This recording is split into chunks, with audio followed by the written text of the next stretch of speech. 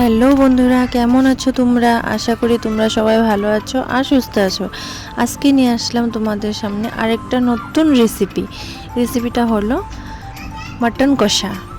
মাটনের চর্বিগুলি আলাদা করে ভেজে নিলাম, তার মধ্যে নিলাম আলুগুলো ভেজে আর পেঁয়াজ কেটে নিলাম। তারপর দেখো এখানে এক্সট্রা করে মশলা করে নিলাম। মশলার মধ্যে আছে লঙ্কা বাটা, আদা রসুন বাটা আর পেঁয়াজ বাটা। তারপর কড়াইতে তেল দিয়ে তাতে দিলাম গোটা গরম মশলা, তেজপাতা, শুকনো লঙ্কা আর পেঁয়াজ কুচি। পেঁয়াজটার মধ্যে দিয়ে দেব লবণ আর অল্প পরিমাণে হলুদ আর লবণ দেওয়ার পর পেঁয়াজটাকে অল্প ভাজতে দেব।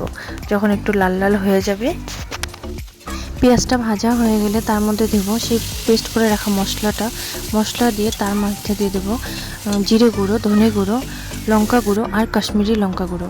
সেটা দিয়ে একটু জল দিয়ে ভালো করে মশলাটা কষতে দেবো। মশলার থেকে যখন তেল ছাড়বে তারপর দিয়ে দেবো সেই মাংস দিয়ে ভালো করে কষিয়ে নেব। মাংস দিয়ে কষানো হয়ে গেলে তারপর দিয়ে দেবো ভেজে রাখা আলু দিয়ে তার মধ্যে দেবো স্বাদ মতন লবণ দিয়ে একটু ঝোল দিয়ে মাংসটাকে কষতে দেব। মাংসটাকে একটু কষিয়ে তারপর ঢাকা দিয়ে দিব।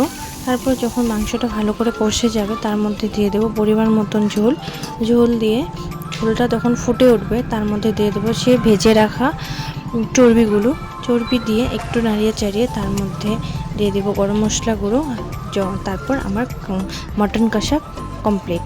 যদি তোমাদের এই ভিডিওটা ভালো লাগে তো লাইক, কমেন্ট, শেয়ার আর প্লিজ চ্যানেলটাকে সাবস্ক্রাইব করে দিও। Tata, by.